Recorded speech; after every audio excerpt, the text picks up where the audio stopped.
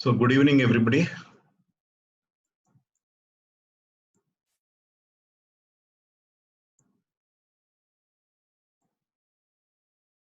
Vishalakshi, shall we start the class? Hello? Madam, shall we start the class? Yes, sir. Otherwise, we will wait for 5 minutes, sir. Okay, because 77, 76 are there. We'll wait for another 5 minutes. Yeah, sir. That's what we shared link 5:10 o'clock, no, sir. 5 o'clock and 10 minutes, no, sir. Okay, right. Okay. I'll wait. Okay, sir.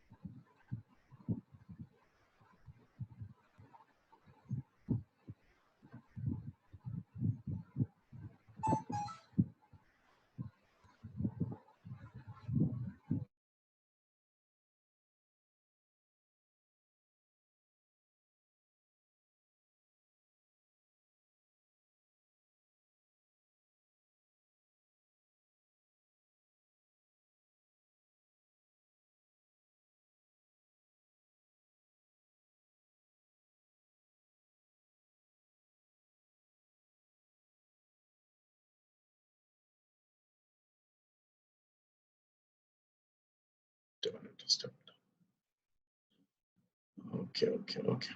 So once again, I will start, madam. Right. Am I audible now?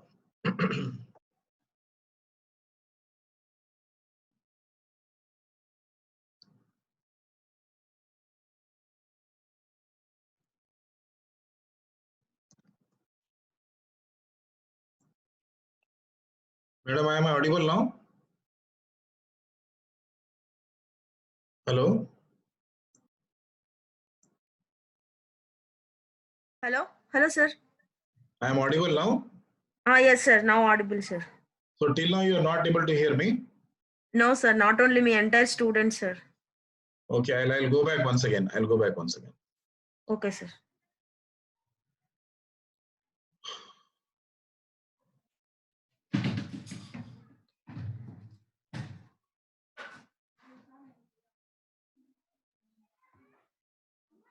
So I was just talking about what we have discussed till now.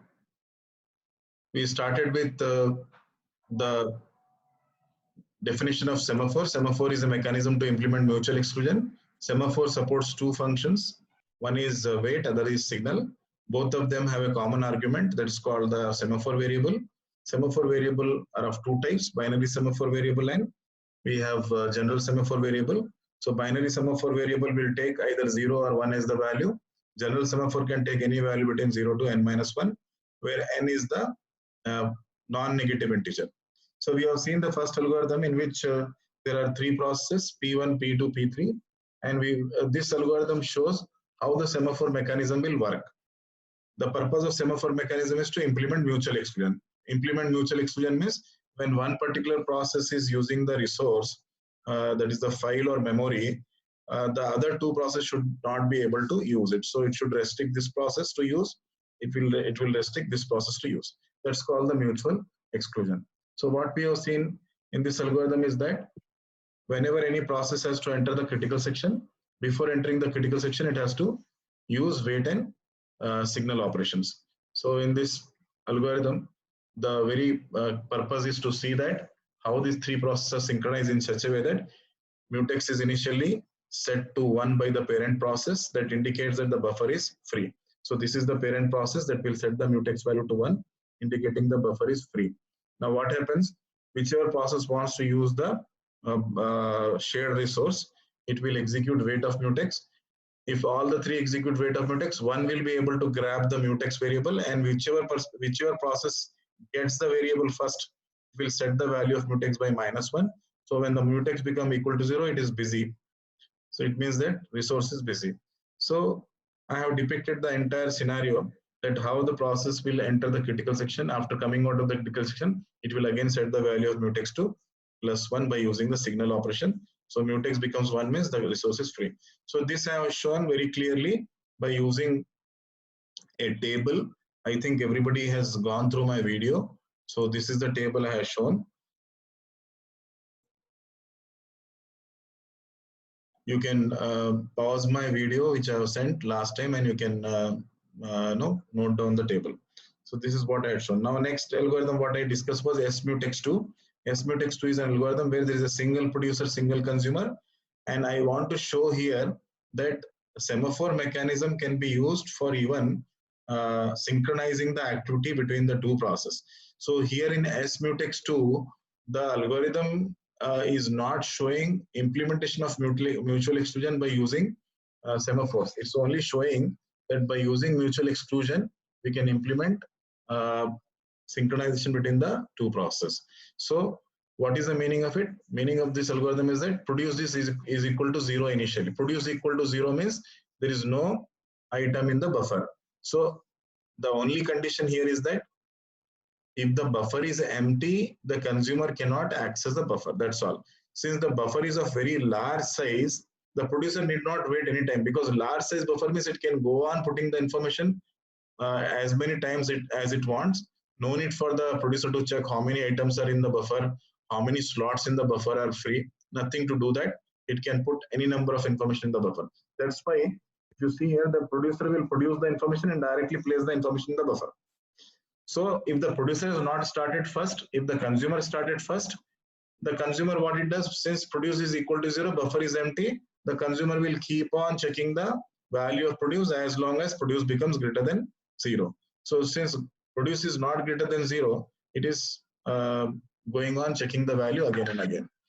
Now, the moment the producer puts the information in the buffer, what it does, it will place the information in the buffer. It will then execute the signal produced operation. As soon as it puts the signal produced operation, what will happen is this value of produced becomes equals to 1. As soon as produced becomes to 1, this condition becomes false and the consumer will come out of the waiting. It will enter into the buffer to remove the information from the buffer. So if you see this algorithm, the algorithm is very beautifully, it is synchronizing the activity of two processes. So here the wait in the consumer is matched with the signal in the producer. The wait in the consumer is matched with the signal in the producer. So as long as the buffer is empty, the consumer will wait. As soon as the producer puts the information in the buffer, it will execute the signal operation. So this algorithm shows synchronization between producer and consumer. Single producer, single consumer. This algorithm will not work for multiple producers, multiple consumers. Why? Because there is no proper restriction for placing the information in the buffer. Any producer can put the information in the buffer. So what happens if producer X, producer Y are there? Both will enter the information at the same time in the buffer. So one of the producer may write the content of the other producer. So this particular algorithm will not work for multiple producers, multiple consumers. This algorithm will work only for one single producer, one single consumer. Critical section of both the process is not enclosed under wait and signal. That's why this algorithm is only for synchronization. So this is the critical section of producer. This is the critical section of consumer. So critical section of producer is not enclosed by wait and signal. Critical section of consumer is not enclosed by wait and signal because the algorithm only synchronizes, right? And next we will go for what I explained last time was SMutex 3. In SMutex 3, what we have seen is that since this algorithm will not work for multiple producers and multiple consumers, we have taken another example. In this example, what we have seen, there can be multiple producers and multiple consumers.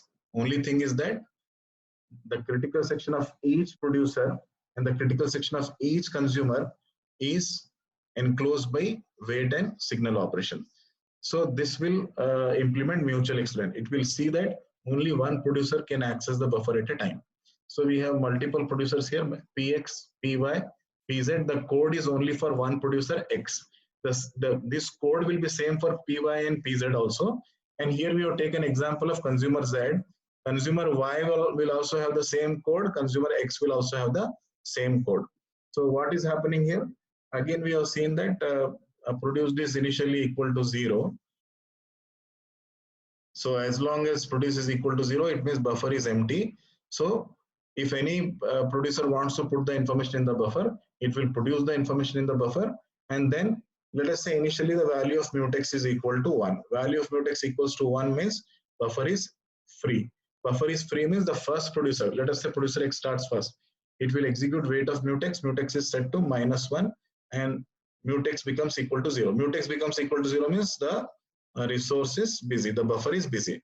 So when the buffer is busy, at that time, PY cannot access the buffer, PZ cannot access the buffer, CZ cannot access the buffer, CY cannot access the buffer, CX cannot access the buffer. That is the meaning of this algorithm. That is, when one producer is using the buffer, all the other producers should wait, all the other consumers should wait. So what this producer X will do, it will place the information in the buffer, then it will execute signal of mutex. What happens when it executes signal of mutex? The mutex value becomes 0 plus 1. It was earlier 0, so it becomes 0 plus 1. So mutex is 1. Mutex is 1 means the buffer is free. Now what happens if the consumer was waiting here because, sorry, the consumer, it was when the buffer was empty.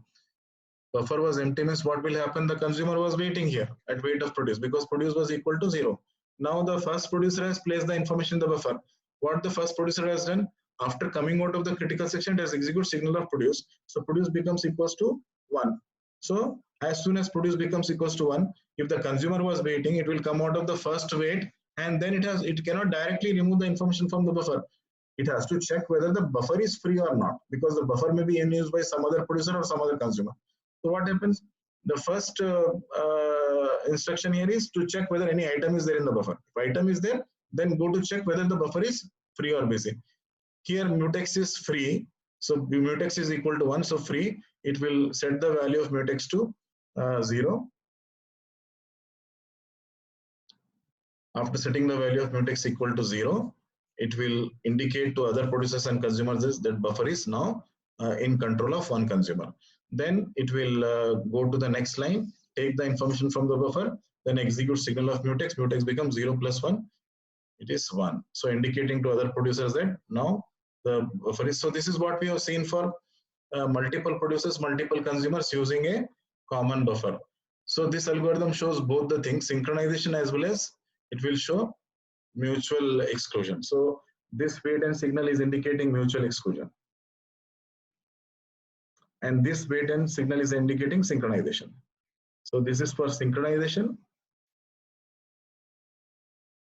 And this is for this wait and signal. And this wait and signal is for mutual exclusion. So this is for, and this is for mutual exclusion. So we have seen an example where we have interchanged these two. We have interchanged these two. If we interchange these two, what will happen? It will lead to deadlock. If we interchange signal operations, this will not lead to anything, nothing.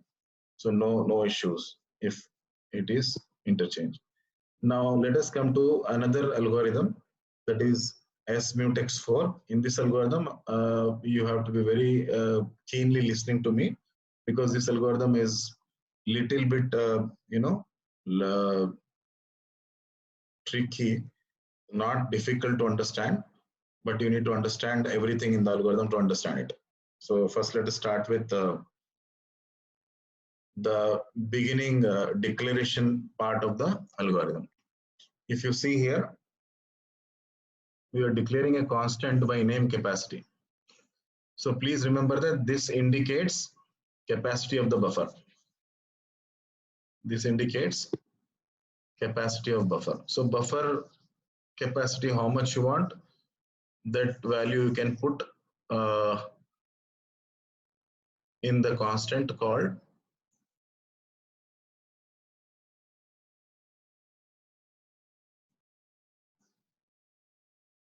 so let me say constant is equal to 10. Constant equals to 10 means buffer has 10 slots. Buffer has 10 slots. Then you have a type def kind of statement supported by C. So if I want to change the keywords of C language, like for example, in C language you have data types. Data types are of multiple types in C. You have int, you have float, you have char. So if I want to change these keywords, what I can do in C is I can use type def. So when I say type def int is equal to item, so whenever I want to use the word integer, I can use the word item. So what I am doing here, I am using type item. Here if I write integer, it means that whenever I want to use the word integer, I can use the word item. So here you can put any value. The buffer can hold integer, the buffer can hold character, the buffer can hold float, whatever value you want, you can give there. So first is a constant called capacity, and this indicates the buffer size. Item is the type of the item produced by the producer. It can be integer, float, or character, or whatever it might be. So next there is a buffer. Buffer is again a type, it's like an array. So buffer is actually an array. So 1 to capacity means buffer has a size of 1 to 10 items, and item is anything here, whatever you give, integer, character, or float. If you give integer, it means buffer is an array of size 1 to 10 containing all integers. If you give here character, it means buffer is of size 1 to 10 containing a set of characters. So if you give float here, it means buffer is a array of size 1 to 10 holding all the float numbers. Now concentrate here. There are two types of semaphores we are using here. One semaphore is called may produce, other is called may consume. Now please remember, these two semaphores are of general types. General types means These two semaphores can take any value between 0 to n minus 1. So n is what? Non-negative integer. Now there are two binary semaphores also, p mutex and c mutex. These are binary semaphores. So p mutex will take any value between 0 or 1, and c mutex also can take any value 0 or 1. So last time I told you to please go back to your previous class discussion about producer consumer problem, what I had explained in the classroom. If you see, there is a buffer, and this buffer is of size say 0 to 9, because what we have given there, buffer is of size 10. So there are 10 slots here. So when we have in is always pointing to the next free position of the buffer. So let us say these two positions are filled by two characters A and B. So in will point to the next free position, and out will point always to the next full positions. So in is pointing to next free position of the buffer, and similarly out also is a pointer, but out is pointing to next full location of the buffer. Out points to next full location of buffer. So that is the use of two pointers in and out. And again, this buffer is a circular queue or circular list. That's why we are using the mod operation here. So whenever in point is incremented, it will be incremented by using in mod of size of buffer. So that when it goes to 9, again it will come back to 1. So this is how we are using the declaration part of the algorithm. Now I'll explain you by using one slide. Okay, I'll explain here itself. Just a minute.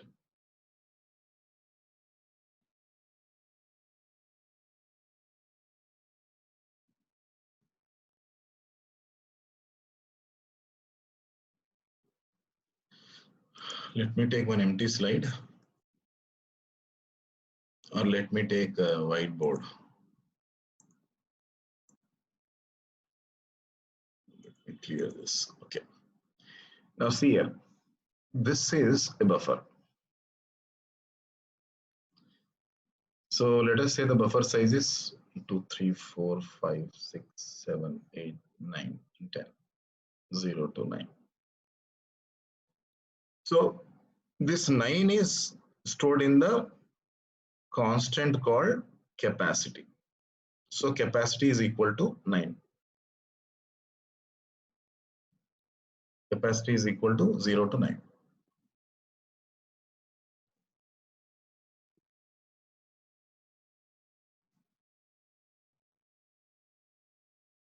Size of the buffer is 10. As I said that initially the pointer in will point to empty location of the buffer or next free location of the buffer, and out will point to full location of the buffer. So both are pointing to one location, means buffer is initially empty. Buffer is empty.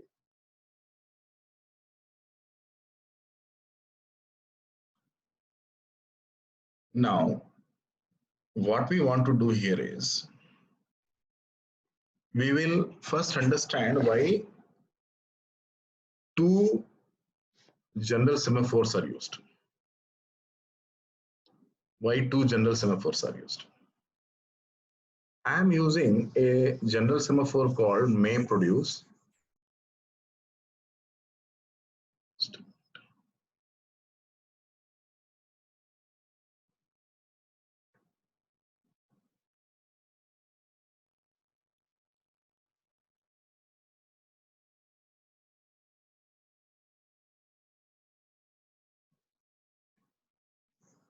I am using a general semaphore called MapReduce. See, this MapReduce can take any value between 0 to n minus 1. So what we'll do is we'll assign the value to this MapReduce equals to capacity. Capacity is 10. If you see, this is an English-like word which means that producer can produce 10 items and store the items in the buffer. So if may produce is a general semaphore, we are assigning the value 10 to it. So may produce will be initially 10. That means that there are 10 empty slots in the buffer. May produce equals to 10 means there are 10 empty slots. There are 10 empty slots in the buffer. Now, the buffer has 10 empty slots. Producer has not yet started. That means no slot in the buffer will be filled. All the slots will be empty. So to indicate that there are 10 empty slots in the buffer, we are using the may produce general semaphore. Now we are using another general semaphore, may consume. Initial value of may consume will be equal to 0, which means that all the slots in the buffer are empty. If may consume is equal to 1, it means that one slot in the buffer is filled. So if one slot in the buffer is filled means may produce will be -1. That is, one slot is filled, 9 are empty. I think you have got it, what I have said. So may consume indicates how many items are there in the buffer to be consumed by the consumer. May produce will tell the producer how many more slots are empty for the producer to put the information in the buffer. That's what you need to understand. In the previous algorithm, what we have seen is that when one particular producer, that is S mutex 3, if you see S mutex 3, we have seen that when one producer is accessing the buffer, the producer is logged for only that producer. So if suppose producer X is using this buffer, producer X is only one producer which is accessing the buffer. Producer Y, producer Z cannot use it. Consumer Y, consumer Z, consumer X cannot use it. Now please understand, why does a producer use the buffer? Producer will use the buffer to put the information in the buffer. Why consumer will use the buffer? Consumer will use the buffer to retrieve the information from the buffer. So let me show one example to you. Let us say producer starts producing the information. So information was there at A, information was there at B, information was there at 0 location, 1, 2, 3, 4, 5, 6, 7, 8, 9. So information was there in second location, third location, fourth location, fifth location, right? And how many slots were filled? 6 slots were filled. 6 slots were filled means this will be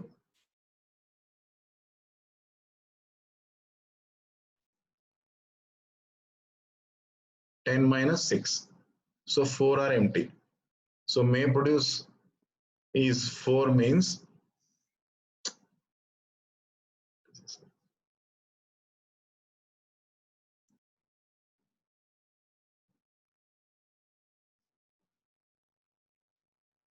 what is happening here?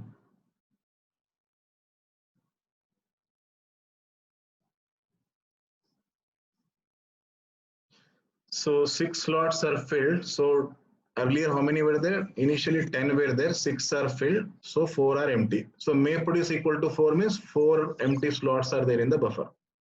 And what will be the value of may consume? May consume will be now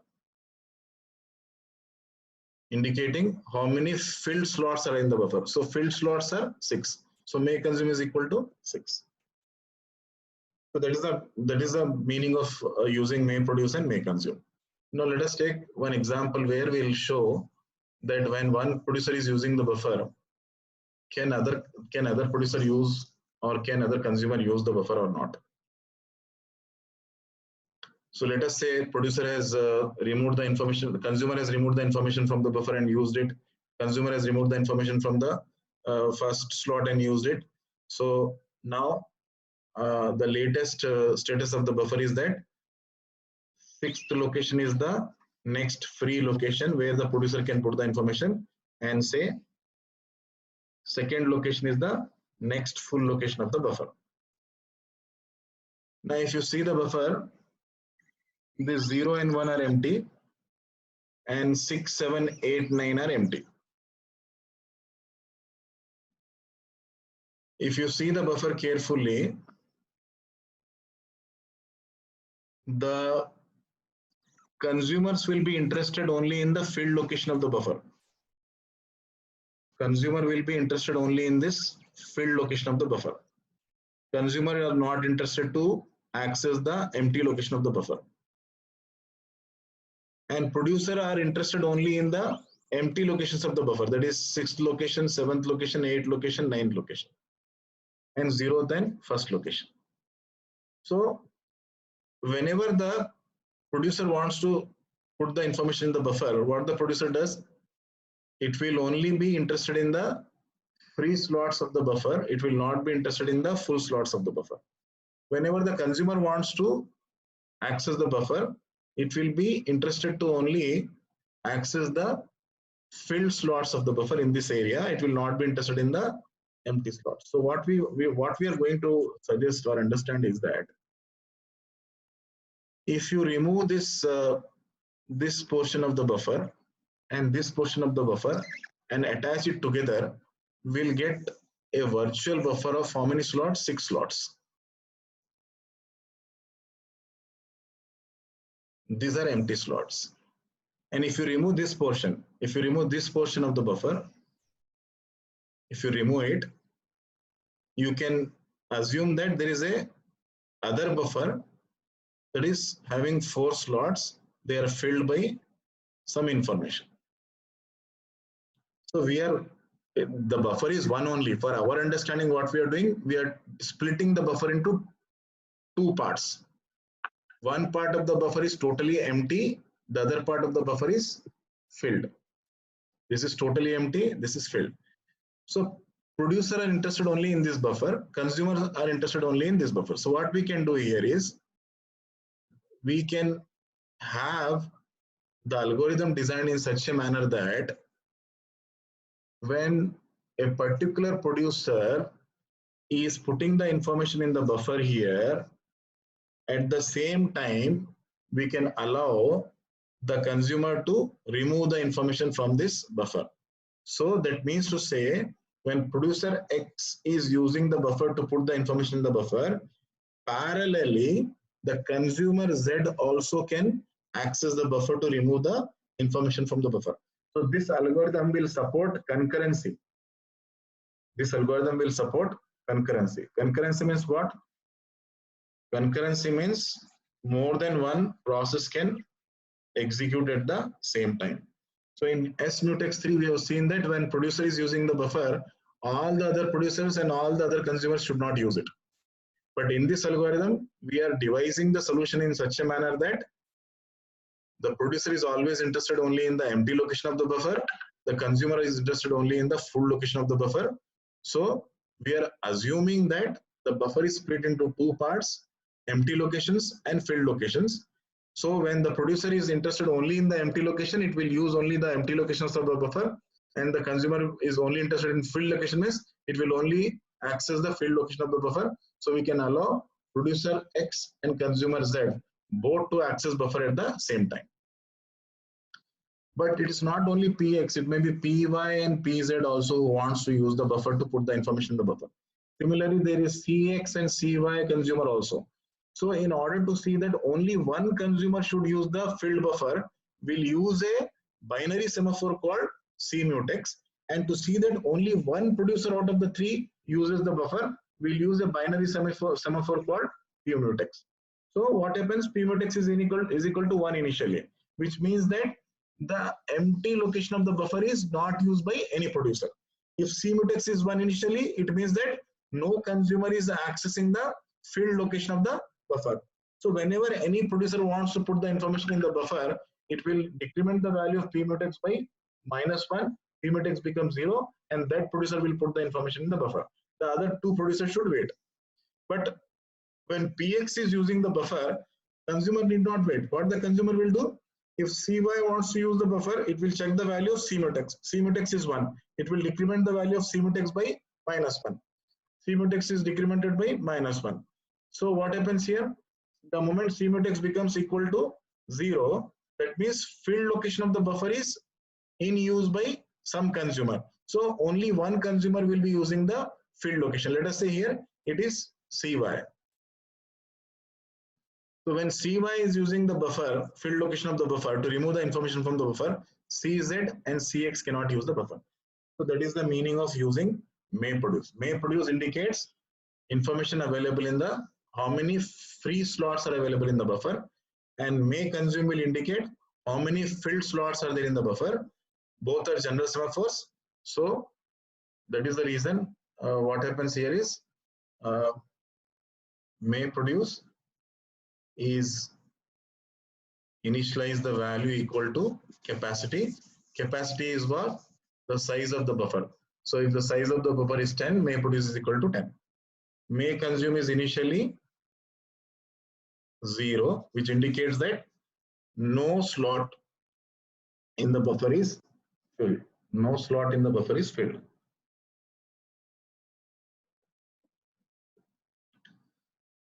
And p mutex we are using to indicate that the empty location of the buffer is free. C mutex equal to 1 means the filled location of the buffer is free. Right? And capacity is a constant that indicates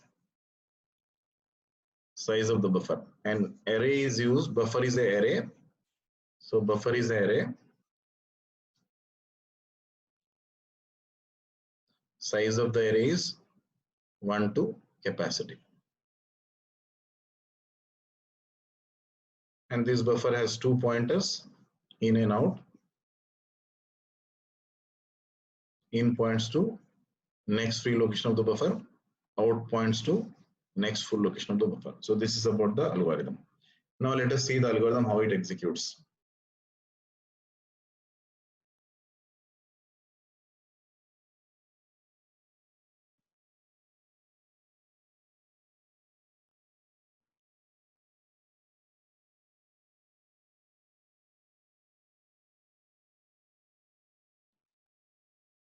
So this is what I have explained you already. So in and out can take any value between 0 to capacity. So if you are starting with 1 as the number of the buffer, this will be the 10th number. So in and out will be initially pointing to the same location. So in can take any value between 1 to capacity. So in can have any value between 1 to 10, and out also can point to any location between 1 to 10.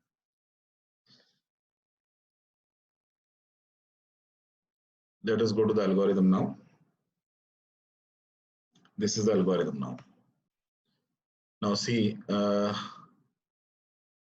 am taking the code of only one producer, producer X.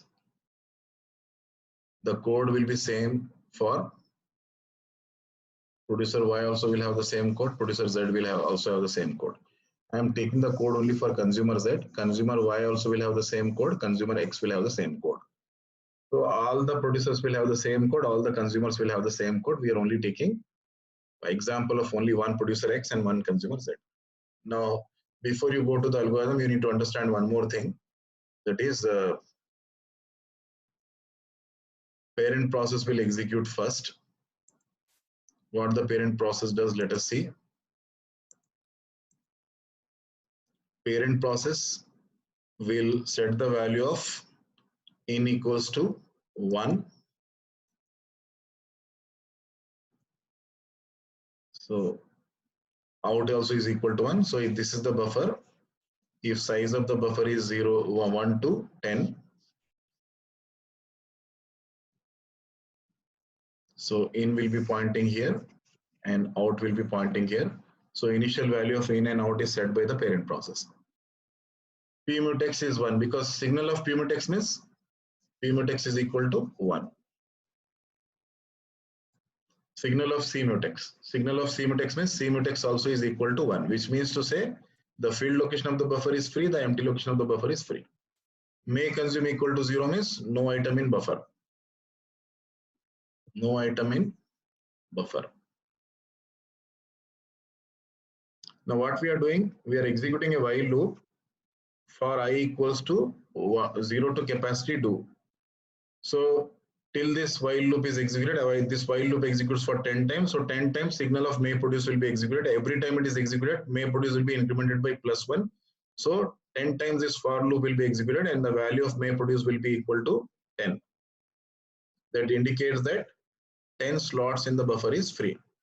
So this indicates 10 slots in buffer is free.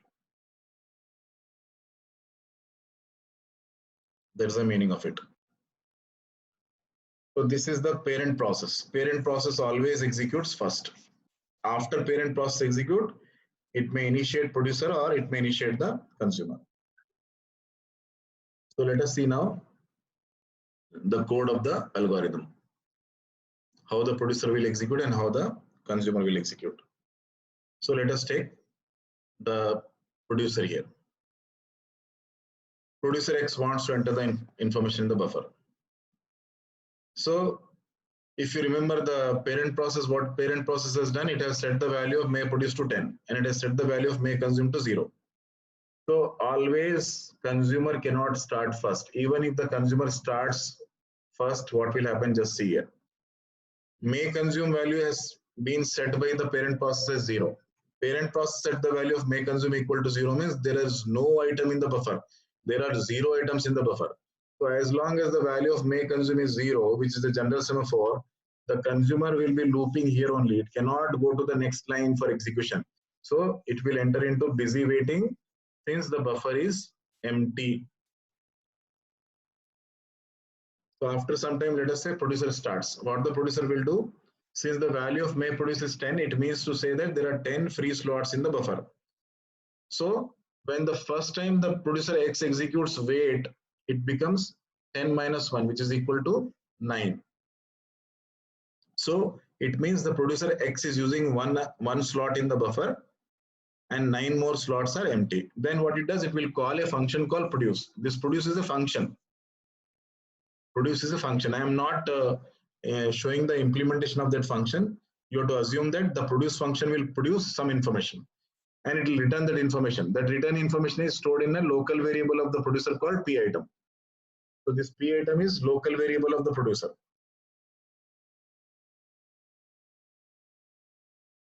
So this produce function will return a value. Produce function will return value. That value is stored in the variable P item. That's the meaning of produce here. Produce is a function. And P item is a local variable of the producer. Next. After the information is produced by the producer, it has to put the information in the buffer. But before putting the information in the buffer, it has to check whether the buffer is free or not. So parent process has already set the value of P mutex equals to 1.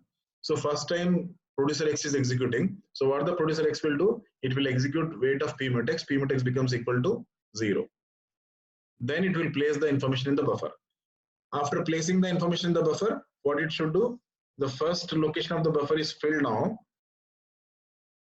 by some information. So in was pointing here. Now this location is no more free. So in should point to the next location. So in should point to the next location.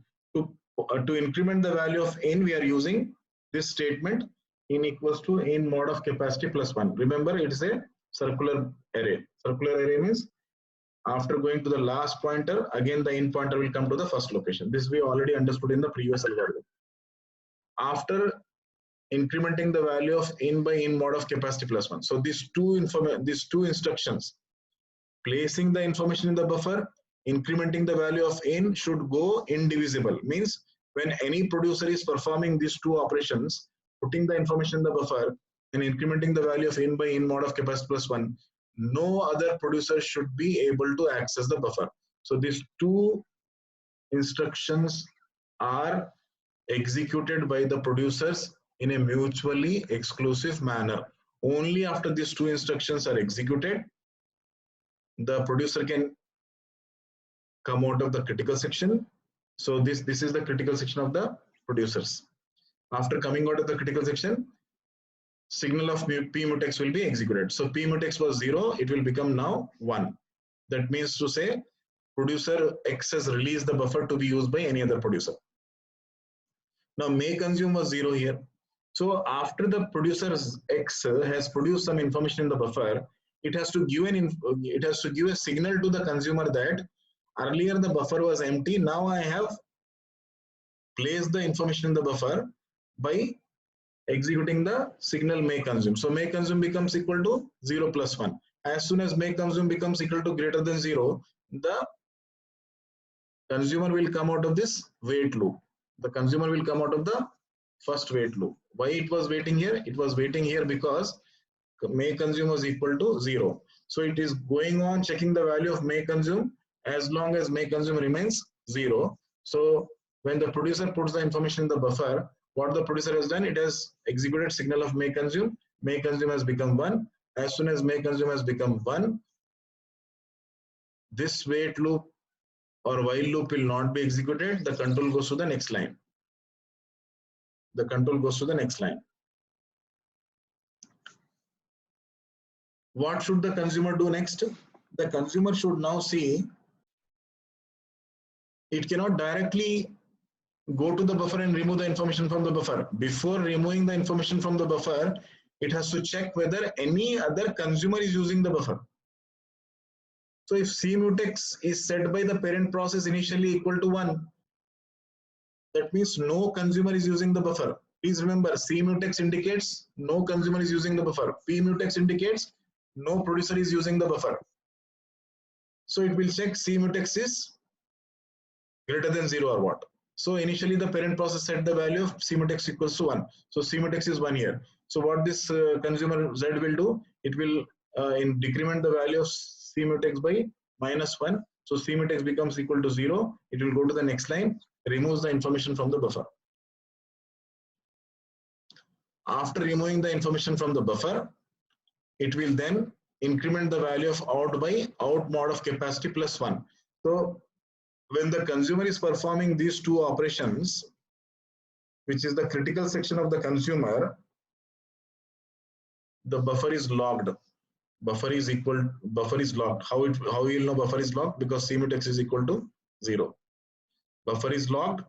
Consumer is performing these two operations. That is, it is removing the information from the buffer and it's incrementing the out pointer by +1. After these two operations are done, then only it will come out of the critical section and execute C mutex.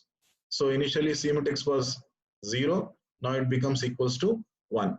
So it is a signal to all the consumers that if any consumer wants to use the buffer, they can use it. So earlier, may produce was 10 minus 1, which was equal to 9. That means one slot was used by the producer, 9 were empty. Now, one full slot has been removed by the consumer here. So what the consumer should do? I have removed item from one free slot. Sorry, consumer should convey to the producer that out of the 10 slots, one slot was filled, 9 were empty. Now I have removed the item from the fill slot also. So may produce will be incremented by +1. Signal of may produce means what? May produce was 9 here. So it will become 9 plus 1. So it will become again 10. So whenever the producer puts the information in the buffer, it will decrement the value of may produce by -1. Whenever the consumer removes the information from the buffer, it will decrement the value. It will increment the value of may produce by +1. Right? So then after completing, the consumer will go to the non-critical section and end. So this is how the producer-consumer problem, multiple producer-consumer problem using a bounded buffer is implemented.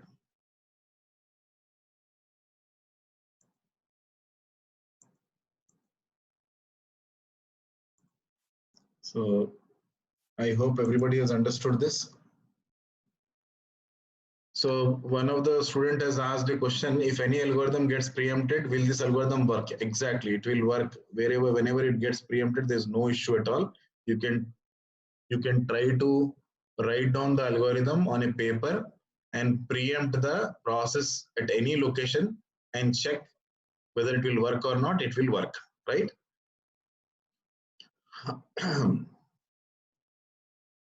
Okay, next we'll go to the other interesting algorithm.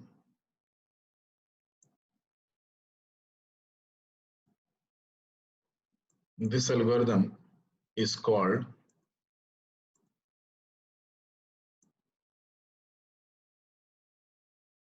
reader status problem. So let us see what is reader status problem. To understand reader status problem, again I will go to the whiteboard. We have completed about 1 hour of our session. After reader status problem, I'll explain dining philosophers and then we can wind up today's class. Tomorrow again we can go with monitors and we can finish off. So some more, okay. I have answered this question.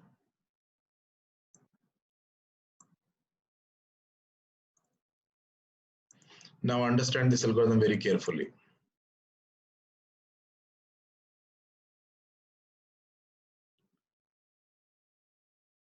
What is a reader? A reader is a process that will only read. That I think everybody can understand. What is a writer? A writer is a process that can read and write in the file. Or for your simplicity, please understand that a reader process is a process that can read a file, and writer process is a process that can write into the file. Now you should understand one thing very clearly, that there is a file here, file X. It is shared between reader 1, reader 2, reader 3, and it is shared between writer 1, writer 2, writer 3. That means to say reader 1, 2, 3, writer 1, 2, 3, all these 6 are sharing the file. Now what we require here is to implement mutual exclusion in such a manner that when one reader is reading the file, no writer should use the file. No writer should use the file. But please understand that read and write cannot be done at the same time. Read and write cannot be done at the same time. So when one reader is using the file, you should not allow any writer to use the file. But please understand one thing, that if reader 1 is reading the file, reader 2 also can read the file, reader 3 also can read the file, because reading will not modify the contents of the file. Reading will not modify the contents of the file. So multiple reading can be done. But reading and writing cannot be done at the same time. So what this algorithm does is, it will allow multiple reads to happen at the same time. But when readers are reading the file, writer should not write into the file. Let us see what operations are permissible by this algorithm, what are not permissible. So as I said, read by one reader and read by another reader should be permitted. This is a legal operation. Read by one reader, write by a writer. This is illegal. It should not be permitted. When one writer is using the file, we should not allow another writer to use the file. So read and read is possible. Read and write both at the same time is not possible. Two writes at the same time also is not possible. So in the readers writers problem, you see here, we are using a integer variable called reader count. So this reader count variable will indicate the number of readers, how many readers are reading the file.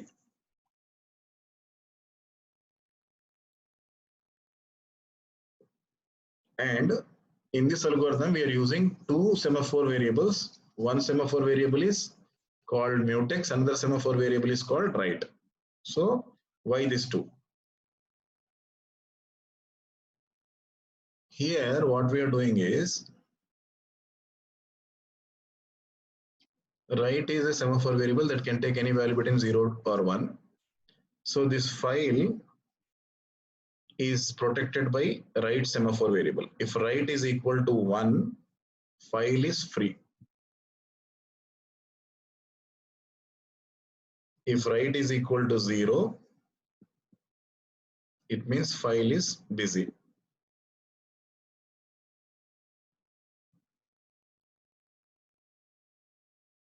I think you got this.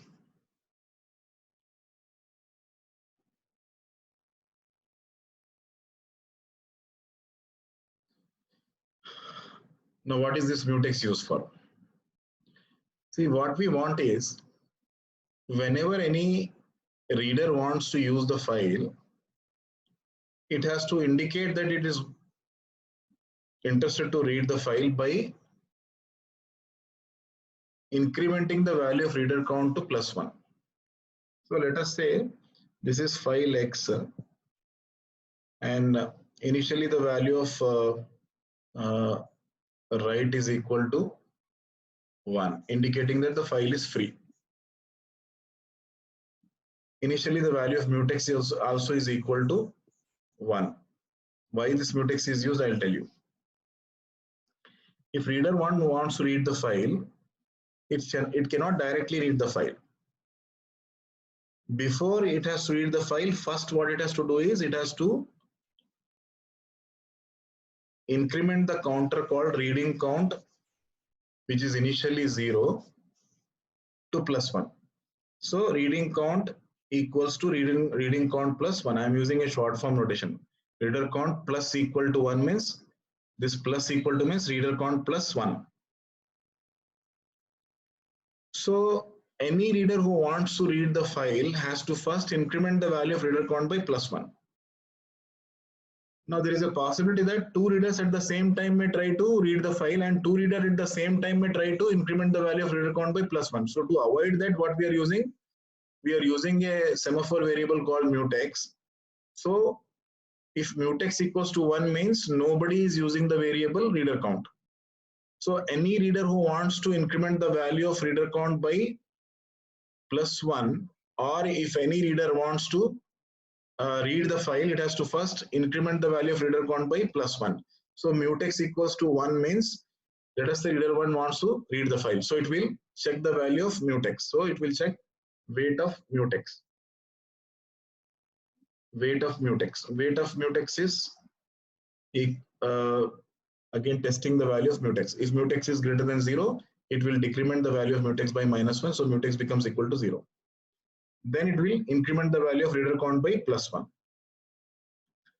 After incrementing the reader count, when one reader is incrementing the value of reader count by +1, mutex will be equal to 0. Mutex equal to 0 means reader count is in use by reader 1. So no other reader will be able to increment the value of reader count by +1 as long as reader 1 is doing it. After reader 1 increments the value of reader count by +1, it will then execute signal of mutex. After it executes signal of mutex, it means that mutex again becomes equals to 1 and reader count is free to be used by any other reader. So that is the meaning of using two semaphore variable here. One is write Right, one is write semaphore. This is for file, whether file is busy or free. And this mutex is semaphore variable to indicate whether reader count is free or busy. This indicates whether reader count is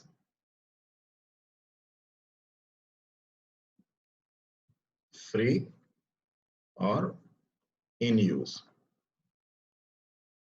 There is the purpose of these two semaphores. Now let us see the algorithm here.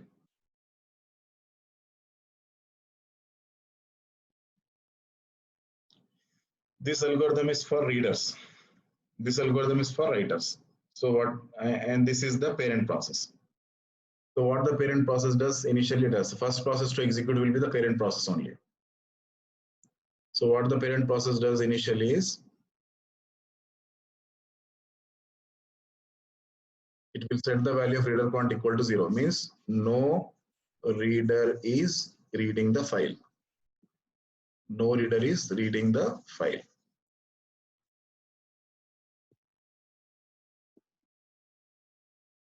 Mutex is initially 1.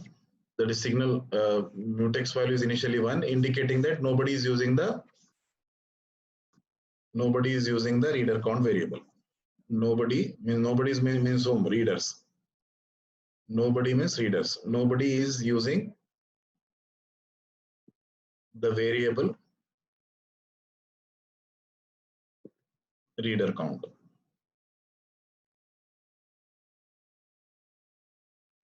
Signal of write. Write is initially 1, means file is free. File is free. So this algorithm can either start the readers first or it can start the writers first. This is the parent process.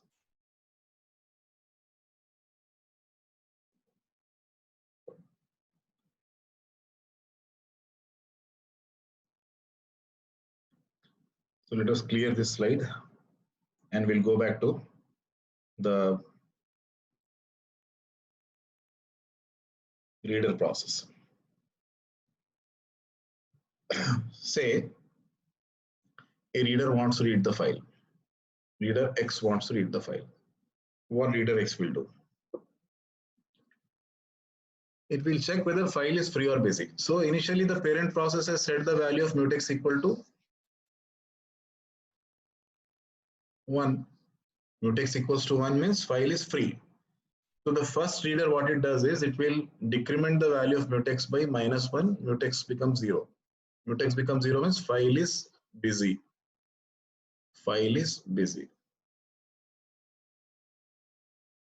So reader has set the first reader has set the value of file to busy by setting the value of mutex equal to 0. So when reader is interested to read the file, at that time, if suppose the writer wants to write into the file, let us see what happens.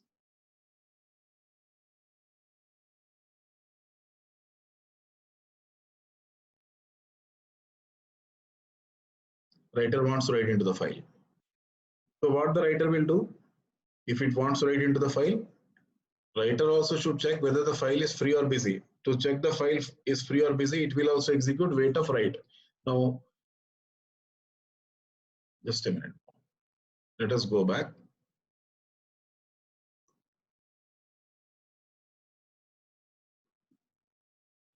So this mutex, there is a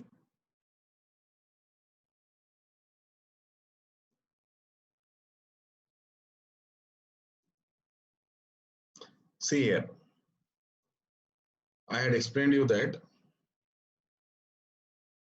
this mutex is equal to 1 initially. Mutex is equal to 1 means a reader count is free. A reader count variable is free. So I'm sorry, I mistook mutex for file. So mutex is for reader count. Now what happens here is,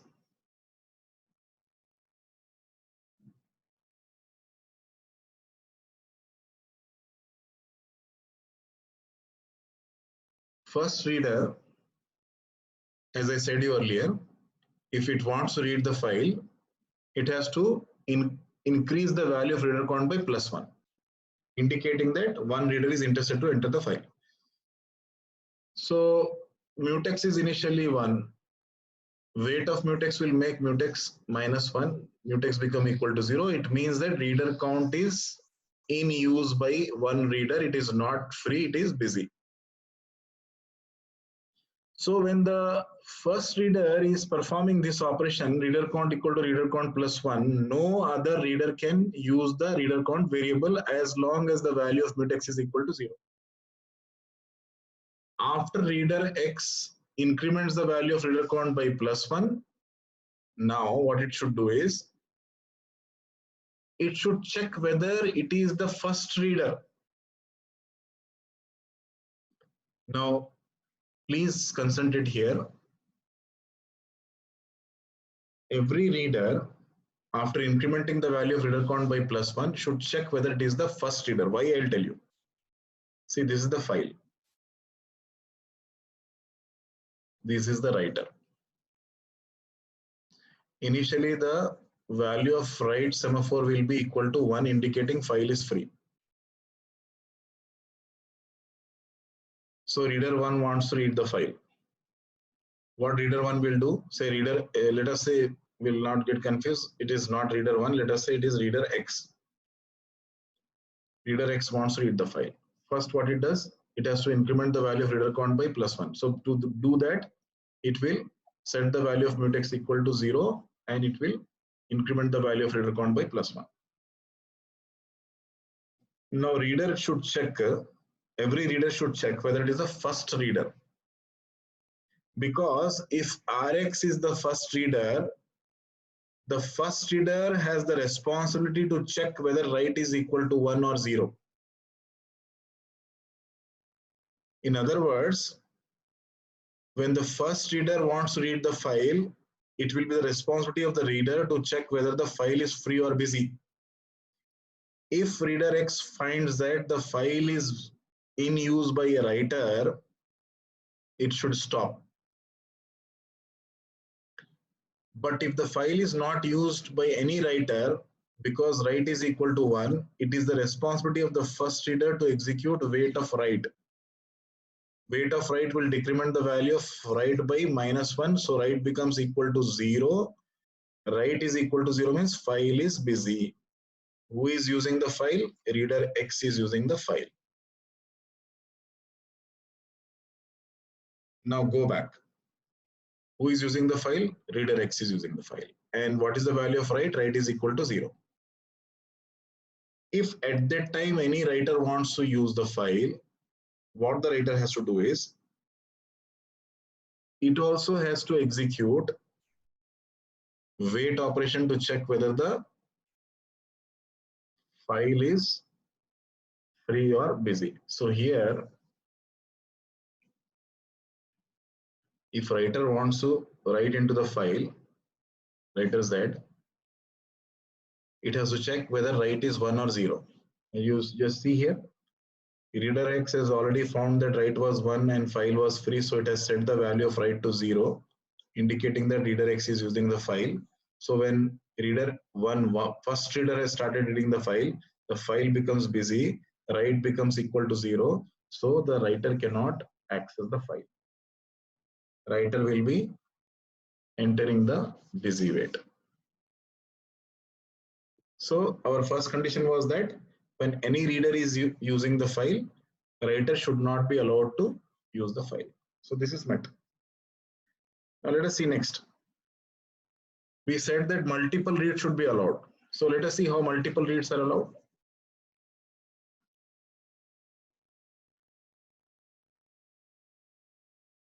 Let us go back to the reader's algorithm. See, after the reader sets the value of write equal to busy, then it has to release this variable. Only for incrementing the value of reader count, it has set the value of mutex equal to 0. After the reader count is incremented by +1, it will check whether it is the first reader. If it is the first reader, the responsibility of the first reader is to check whether the file is free or busy. If the file is free, the first reader will set it to busy, and then it will execute signal of mutex. Signal of mutex executed means what? Mutex becomes equals to 1, and reader count variable is free for any other reader. And the first reader will start reading the file. Say RY also wants to read the file. So what RY will do? The code of RY will be same. This code of RY also will be same. So RY, what it does? Since RY wants to read the file, before reading the file, it has to increment the value of reader count by +1. So to do that, what it will do? It will check the value of mutex. So mutex has been set by reader x to +1 by executing signal of mutex. So mutex is now 1. Mutex is 1. Mutex is 1 means reader count is free. So what reader y will do? It will also increment the value of reader count by +1. So reader count was earlier 1. Now it becomes +1, that is equal to 2. So reader count becomes equal to 2. Then reader y will check the other line. If reader count equal to 1, no, this will be false. Reader count is not equal to 1, reader count is equal to 2. So second reader should not check whether the file is free or busy. Already the first reader has checked whether the file is free or busy. So the first reader, what it does? If file was free, it will set to busy. So it is the responsibility of only the first reader to check the file is free or busy. And if the first reader finds that the file is free, it will set the file to busy. The second reader need not check whether the file is free or busy because already the file is set to busy. So what the reader will do? If reader count is equal to 1, means reader count is not equal to 1, reader count is equal to 2. So no need for executing this. This condition is true. Reader count equals to 1 is true means then it has to execute wait. Reader count equals to 1 is false. So no need for executing this then statement. So it will then go to the next line. It will execute signal of mutex. Mutex again becomes equal to, it was set to 0. It will again become equal to 1. Means reader count variable is free. Then the second reader also starts reading the file. So when reader X and reader Y are both reading the file, writer Z is looping. It is in the busy wait. So how long it should be in the busy wait? As long as write becomes equal to 1. So let us say reader X wants to come out of the critical section. It has finished reading the file. It wants to come out of the critical section. So what it will do to come out of the critical section? It has to decrement the value of reader count by -1. So if a reader wants to read the file, it has to increment the value of reader count by +1. If the reader has to tell that I have finished reading the file, it has to decrement the value of reader count by -1. So reader X has finished working in the file. What it will do? It has to decrement the value of reader count by -1. So when it is decrementing the value of reader count by -1, it has to make sure that no other process is using reader count variable. So to do that, it will again execute wait of mutex. So mutex is 1, means nobody is using the reader count variable. So it will decrement it by -1. Mutex becomes equal to 0. So reader count is decremented by reader count -1 by Rx.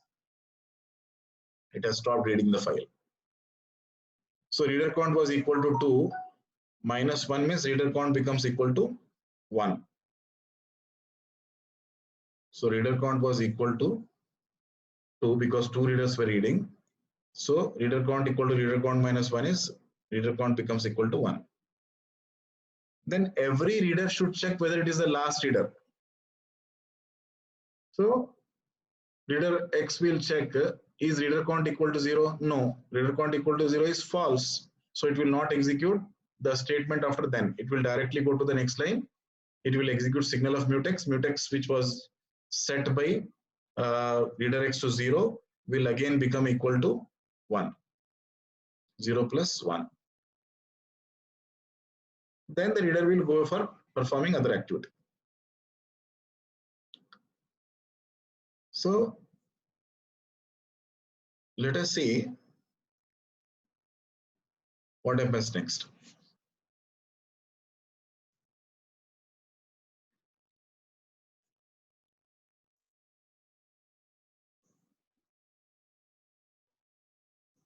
Now this file is protected by write variable, a write semaphore variable. It is 0, means file is busy. File is busy. Reader X finished working with the file, only reader Y is reading the file, and writer Z is in busy waiting state. Writer Z is in busy waiting state. Now reader and reader count is equal to 1.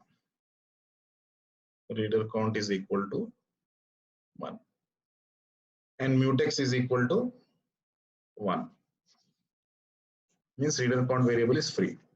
So reader Y also finishes reading the file. So what it does, it wants to come out of the critical section. So after coming out of the critical section, what it does, it has to decrement the reader count variable by -1, indicating that I also have finished working my reading. So after reading, it will then go for wait of mutex. Mutex becomes 0, and reader count is now in the control of reader Y. So reader Y will decrement the value of reader count by -1. Reader count was 1. 1 minus 1 means reader count becomes equal to 0. Then it will check whether it is the last reader. So yes, it is the last reader. Please understand that it is the responsibility of the first reader to check whether the file is free or busy. And it is the responsibility of the first reader to set the value of file to busy if the file is free. So what happened in the beginning, reader X was the first reader and this condition was true. So what reader X did, it checked whether the file is free or busy. File was free. So reader, what it did, it had set the value of write to 0, first reader. Second reader did not check the condition, whether the file is free or busy. So second, third, fourth, fifth reader, any number of readers can enter the critical section and read the file. But writer cannot enter because as long as the value of write is equal to 0, writer has to wait. Writer has to wait. Now, first reader has finished reading, second reader has finished. Two readers were reading. Rx has finished. Rx is already finished. Only Ry was remaining. So Ry also has finished. So reader count becomes equal to 0 now. It will check whether reader count is equal to 0. Yes, it means that reader Y is the last reader. So if reader Y is the last reader, it is the responsibility of the last reader to set the file to free once again, so that any writer who is waiting can use the file.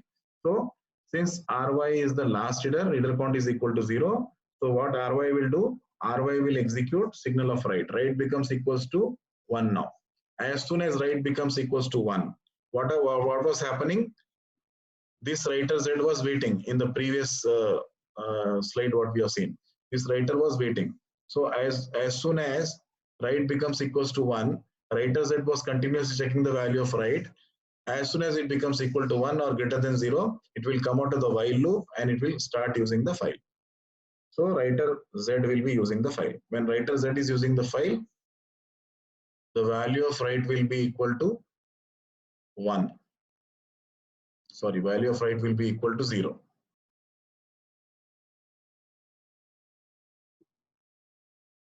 So file is busy, it is in the control of the writer.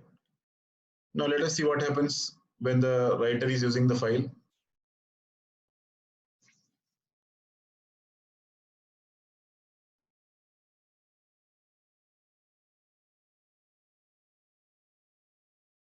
So currently,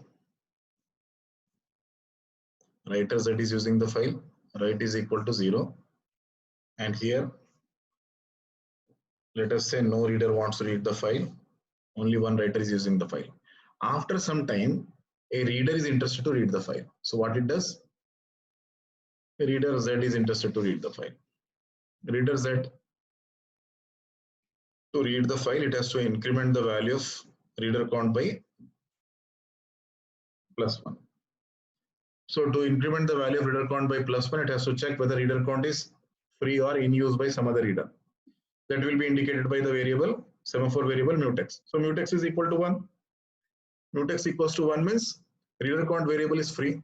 Reader count variable is free means RZ, what it does, it will set the value of mutex to 0. So mutex becomes 0. Then RZ will increment the value of reader count to reader count plus 1. So reader count becomes equals to 1. It will check whether reader count is equal to 1. Yes, reader count is equal to 1. Reader count is equal to 1. So then it is to execute a statement after wait. So RZ is the first reader interested to read the file. File is in use by the writer Z. So what reader Z has done, it has incremented the value of reader count by plus 1. Reader count has become equal to 1. As I said, reader count, the responsibility of the first reader is to check whether the file is free or busy. Since RZ is the first reader, it has to check whether reader count is equal to 1. If it is 1, it has to check whether the file is free or busy by executing wait of write. Write is 0 now because writer Z is using the file. So since RZ is the first reader, it has to check whether the file is free or busy. RZ will find that write is 0, so RZ will be looping here. RZ will enter into busy waiting. So when RZ is in the busy waiting, at that time RX enters. What RX does? RX also wants to read the file, but to read the file, RX has to increment the value of reader count by plus 1. To increment the value of reader count by plus 1, it has to check whether mutex is 1 or 0. But please remember, mutex is 0. So second reader will be looping here. RX will be looping here. If RY also want to read the file, it has to first increment the reader count by plus 1. To increment that, it has to check the value of mutex. So mutex is equal to 0. So RY also will be looping here. So what's happening? Since the file is busy, RX will be looping at wait of write, and the other readers will be looping at wait of mutex. This will continue till writer Z uses the file. After writer Z finishes working with the file, it will set the value of write by 1. So write becomes equal to 1. Write becomes equal to 1 means file is free. File is free means as soon as the value of write becomes greater than 0, RZ was looping here. RZ was looping here. So the moment write becomes greater than 0, RZ will come out of this loop. RZ will come out of this loop, that is from busy waiting, and RZ will enter into execution of the next instruction, that is signal of mutex. Signal of mutex means immediately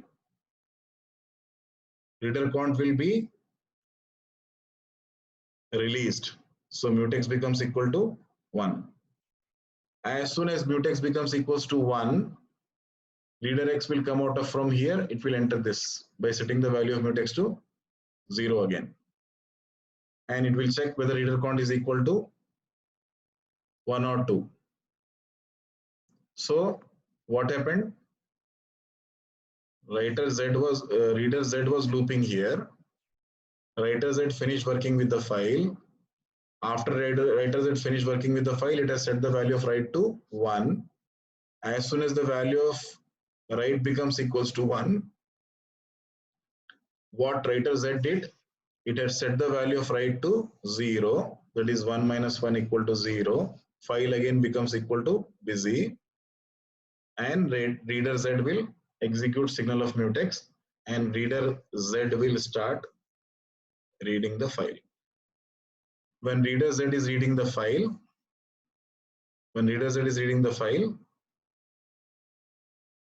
the value of wait of mutex has been changed by the reader Z, that is by executing signal of mutex. So mutex has become equal to 1. What reader X and reader Y were doing, they were waiting on this mutex. So as soon as mutex becomes equal to 1, reader X will come out of the wait of mutex by setting the value of mutex to 0. It will increment the value of reader count by plus 1. So reader count was earlier 1. Rx will increment the value of reader count by plus 1. So reader count becomes equal to 2 now. Reader count becomes equals to 2. Reader count equals to becomes 2 means it will check whether reader count is equal to 1. No, reader count is not equal to 1. This is false. So reader X will not execute this. It will directly go release the mutex. So mutex again becomes equals to 1. Reader Y was waiting for this mutex condition. So as soon as mutex becomes to 1, reader count is 2 now. Reader Y also will set the value of mutex to 0. It will check whether reader count is equal, it will execute reader count equal to reader count plus 1. Now reader count becomes equals to 3. Then it will check the condition whether reader count is equal to 1. This is false. So it will not execute wait of write. It will also release the mutex by signal of mutex. Mutex again becomes equal to 1, and the third reader enters the critical section. So now reader X, reader Y, and reader Z are reading the file, and there is no writer. Value of write will be 0. So what we have seen is that multiple reads are allowed, and multiple readers are allowed, no writer is allowed. So no two writers will be allowed, because what you see here, when first writer here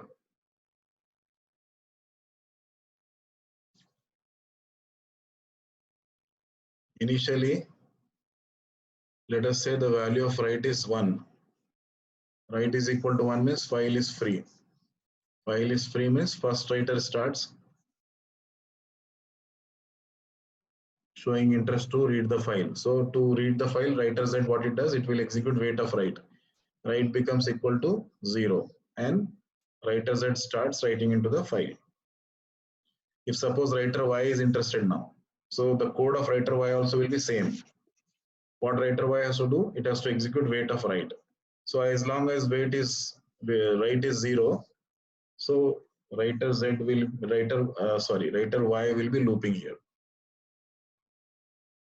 Writer Y will be looping. So any writer who comes after writer Z, if writer X want to read the file, it has to execute wait of write. Write is equal to 0, file is busy. So writer X will be looping here. Writer Y will be looping, writer X will be looping. How long they'll be looping? Till the value of write is equal to 0. When the first writer finishes, writer Z finishes writing into the file, it will execute signal of write, and write becomes equals to 1.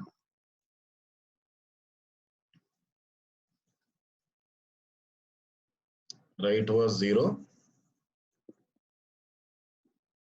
Writer Z has finished working in the file. It will execute signal of write. Write becomes 1. As soon as write becomes 1, writer Y was waiting here.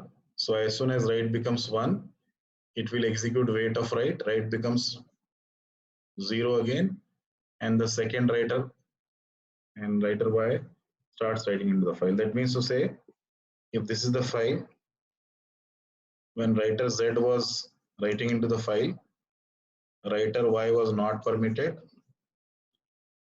writer X was not permitted. Only after writer Z released the file by executing write equal to 0 plus 1, then it was possible for writer Y to use the file. And when writer Y is using the file now, what is happening? Still, writer X is waiting for write to become 1. So this is how the reader-writer problem works. Okay. So I think a number of students have got reduced. So shall I continue the class, or shall we take it tomorrow?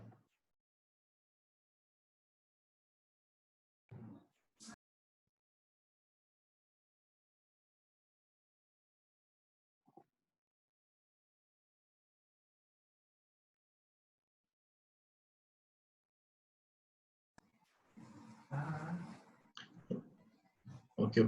Vishalakshi madam. Sir, tell me, sir. Shall I stop the class here? Shall we continue tomorrow? Yes, sir. Because so many students are facing this net data limitage problem, sir. We already said it. So tomorrow we'll. So everybody understood the algorithms I explained today? Just raise your hands. So anyway, I am sending the video also today in the evening. You can please go through the video also. And tomorrow we'll discuss dining philosopher's problem. After that, I'll explain monitors, and tomorrow the third unit will be over. So thank you everybody, and good night to all of you. There is one question raised by one person. Satvik. So Satvik, I have answered your question already. Again, I will write it once again.